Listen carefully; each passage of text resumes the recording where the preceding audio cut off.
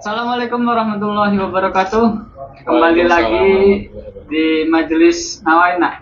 Majelis Nawaina, Niat aja dulu. dengan Rekan Nabil. Selamat malam, Rekan Nabil. Sehat? Selamat malam. Alhamdulillah sehat. Luar biasa. Rekan Nabil dari Bandung. Kebetulan kita bisa bersilaturahmi ya, Kang ya. Alhamdulillah. Dari Bandung itu apa berdomisili di Cirebon atau gimana tuh? Oke, sebelumnya izin memperkenalkan dulu ya Iya. ke para pemirsa dari Majelis Nawaina. Nama saya Muhammad Nabil. Ya. Kebetulan saya lahir ketika bumi Bandung Pasundan sedang tersenyum gitu. Wih. Kalau sekarang lagi hitsnya, kenapa Bandung? Nah, itu. Saya kalau asli Bandung, Masih Bandung. cuman sekarang memang sedang berkhidmat lah, sedang melakukan kegiatan sehari-hari itu di Kabupaten Indramayu. Ada apa itu di Indramayu? Ini bicaranya dengan konteks jalan Tuhan, takdir Jalan Tuhan. Tuhan. Karena saya sendiri ketika memang masuk ke dalam spektrum ini gitu ya, tidak jauh atau tidak terlepas dari salah satu syariat yang memang konteks dalam ini jalan Tuhan itu sekarang bekerja di perbankan. Perbankan. Tempatnya Itu di mana? di salah satu BUMD lah, BUMD. BUMD daerah di Kabupaten Indramayu yang memang sekarang saya berkhidmat di sana. Gitu kira-kira. Oke. Sebelum masuk ke prolognya dari Kang Nabil sendiri, para pemirsa Majelis Nawaina jangan lupa untuk follow, subscribe YouTube-nya, dan ada yang paling baru nih Kang, TikTok. Oke, siap. TikToknya itu Majelis Nawaina. Dari perjalanan histori kerja Kang Nabil, saya mendapatkan info Kang. Terkait mungkin dulu pernah flashback dengan Kang Ridwan Kamil ya. Bagaimana? Oke. Boleh Sebelum diceritakan? terima kasih. Tapi sebelum jauh melangkah ya, saya mengucapkan terima kasih dulu ini kepada teman-teman dari Majelis Nawaina yang sudah mengundang saya untuk bersilaturahmi. Sambil ngopi juga. Jangan lupa teman-teman yang khususnya di daerah Cirebon Raya untuk datang visit ke Nawaina Coffee karena di sini tempatnya enak buat ngobrol dan diskusi serta ngopi gitu. Back to topic, kembali ke laptop.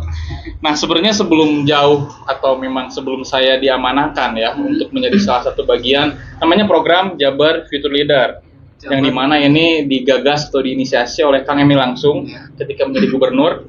Saya tahun 2021 itu menjadi staf muda Kementerian Sosial. Staf muda. Ya, staf muda Kementerian Sosial yang dimana saya waktu itu ditempatkan di Kabupaten Musirawas.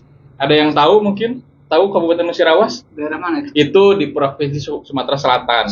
Tapi lebih dekatnya itu ke Provinsi Bengkulu. Ke Palembang, ke ibu kota provinsinya itu kurang lebih 7-8 jam.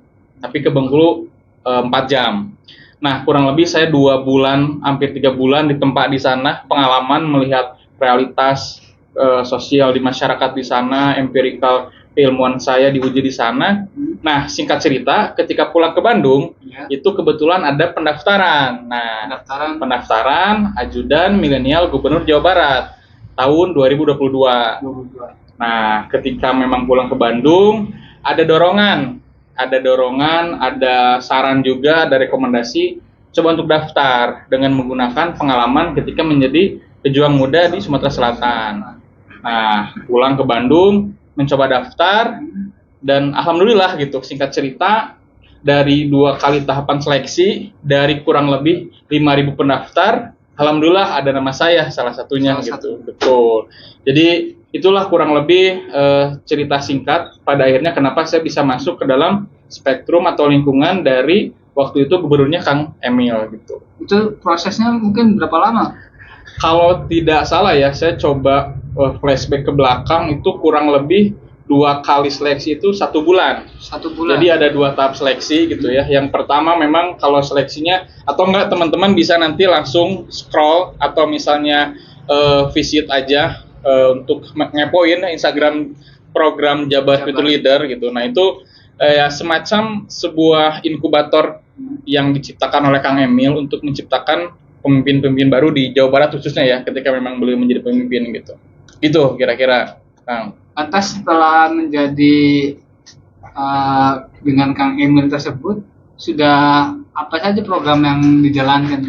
Nah, karena base programnya menjadi seorang ajudan, tapi ya ajudan milenial gitu ya. Ya kurang lebih kita mengikuti daily activity dari Bapak Gubernur gitu, mengikuti agenda beliau gitu dari Senin sampai Jumat, melihat keseharian beliau gitu, melihat beliau kalau saya melihat peran beliau ya, ada menjadi seorang bapak, ada menjadi seorang bapak rumah tangga, ada menjadi seorang gubernur gitu.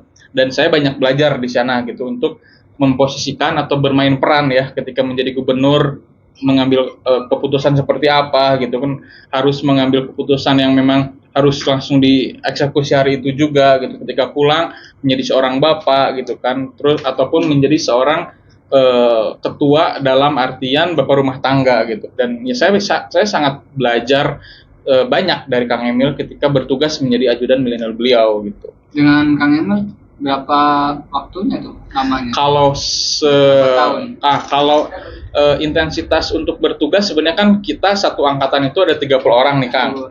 Jadi dalam rule 1 tahun itu ketika tahun 2022 itu dibagi.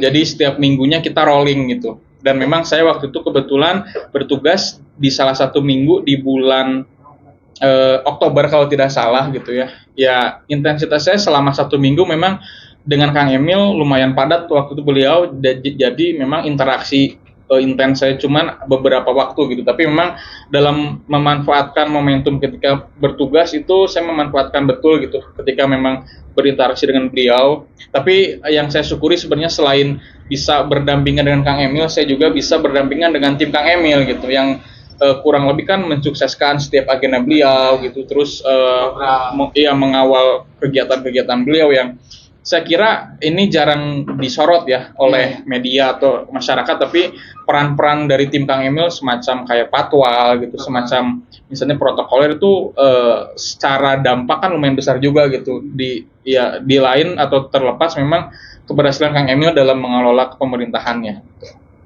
Lantas setelah dari Kang Emil kerjasama mungkin ya sampai Kang Emil, apa sih yang didapat gitu? Atau ada keluh kesah atau senang gembira? Sebenarnya kalau bicara tentang kebermanfaatan yang didapat setelah menjadi salah satu bagian dari lingkungan beliau, yang pertama jelas pengalaman, yang kedua jelas relasi jejaring, dan yang ketiga soal sudut pandang itu. Sudut pandang. Nah, perihal sudut pandang misalnya begini, sebelum saya masuk dalam lingkungan beliau gitu ya, kita melihat misalnya sebuah kebijakan kenapa harus dibuat gitu.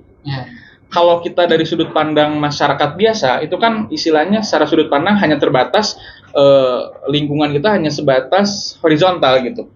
Cuman kenapa kebijakan ini dibuat ya karena harus ini. Tapi kan kalau kita sebagai pemimpin itu helikopter view gitu, kita melihatnya dari atas gitu.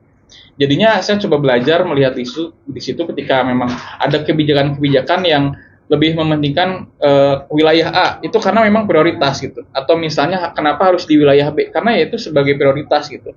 Jadinya saya mencoba untuk belajar menambah perspektif dan menambah sudut pandang ketika memang dihadapkan dalam satu masalah gitu. Jadi intinya memang kalau yang saya dapatkan ketika menjadi pemimpin itu ya kita jangan gegabah dalam mengambil keputusan gitu. Karena banyak hal yang memang harus kita korbankan satu dengan yang lainnya. Jadinya kan kita harus arif atau bijak gitu dalam mengambil sebuah keputusan gitu. Apalagi sebagai pemimpin yang notabene waktu itu Kang Emil memimpin Jawa Barat dengan 50 juta penduduk, dengan kompleksitas ada daerah desanya, ada daerah kotanya, itu kan nggak semua orang bisa mengambil langkah itu gitu. Dan ya saya belajar dari Kang Emil untuk ya bagaimana cara kita mengelola gitu ya kompleksitas yang ada di Jawa Barat menjadi sebuah kebijakan yang seyogyanya itu minimal itu bisa dirasakan oleh 80 atau 85% masyarakatnya.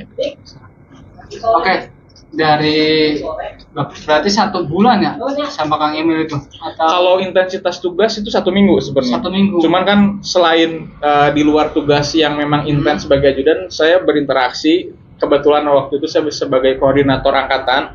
Jadinya istilahnya setiap ada pergantian ajudan baru, saya sering berkoordinasi dengan timnya Pak Emil, Kang Emil untuk ya saya memonitoring lah gitu kegiatan-kegiatan beliau. Ada momen yang sangat mungkin krusial tuh atau sangat genting atau sangat lucu, bagaimana tuh perasaan? Sebenarnya ada satu kutipan yang memang saya pegang hari ini dari Kang Emil, bahwa pemimpin itu harus turun tangan gitu, jangan tunjuk tangan gitu. Dan saya menyaksikan betul ketika apa yang dia ucapkan, kalau kata Wes Renda gitu kan, perjuangan adalah pelaksanaan kata-kata gitu kan. Beliau melaksanakan apa yang dia katakan gitu. Ingat waktu itu di Kabupaten Bogor kalau tidak salah ya, kita mau kunjungan dan memang waktu itu sedang dikejar waktu. Tapi memang ada salah satu momen insidental yang mengharuskan Kang Emil turun. Itu karena apa? Karena ada salah satu warganya yang menunggu beliau dan memang kondisinya sedang kurang sehat atau pakai kursi roda gitu. Itu kondisi jalanannya memang di gang kecil dengan mobil dinas waktu yang lumayan besar, tapi beliau dengan rasa seorang pemimpin lah ya, dia turun tiba-tiba dan itu tidak dalam masuk koridor koordinasi dengan tim. Jadi istilahnya yang memang kita lagi dikejar waktu untuk menuju kegiatan selanjutnya, tiba-tiba mungkin spare 15 atau 10 menit, ya dia meluangkan waktunya dulu gitu untuk menyapa warganya yang itu menurut saya, yaitu pemimpin itu harus turun tangan, jangan tunjuk tangan gitu. Itu kira-kira. Kalau diceritakan lebih banyak memang ya pastinya kan setiap pemimpin pasti punya plus dan minusnya sendiri ya, dan ya plusnya ada dan minusnya pun ya pasti ada gitu. Tapi kan balik lagi gitu, manusia atau pemimpin tidak ada yang sempurna gitu. Ya kalau ibaratnya APBN lah, ambil positif buang negatifnya gitu kira-kira. Nah, setelah itu Kang, setelah dengan Kang Emil, kegiatan sekarang bagaimana nih? Nah, sebenarnya gini, ketika saya bertugas itu jadi posisinya waktu itu saya tuh sebagai mahasiswa semester akhir. Yang memang dituntut oleh dosen pembimbing, oleh orang tua untuk segera menyelesaikan. Itu posisinya ketika saya pulang dari Sumatera gitu. Karena ada daya tawar yang bagi saya menghitung peluang untuk ikut dulu ini ketimbang menyelesaikan. Akhirnya kan waktu saya ikut kegiatan ini gitu. Akhirnya kan si tugas akhir ini agak terabaikan gitu. Nah, pada akhirnya ketika memang waktu kemarin selesai bertugas, gitu, masa tugas selesai, terus ada angkatan selanjutnya, ya saya waktu itu memang fokus dulu mengerjakan tugas akhir gitu. Karena bagaimanapun bagi saya tugas akhir skripsi itu selain bertanggung jawab sama diri sendiri, itu bertanggung jawab sama orang tua gitu. Dan saya prinsipnya ketika memang sudah selesai S1, saya untuk melangkah selanjutnya itu yaitu urusan pribadi saya gitu.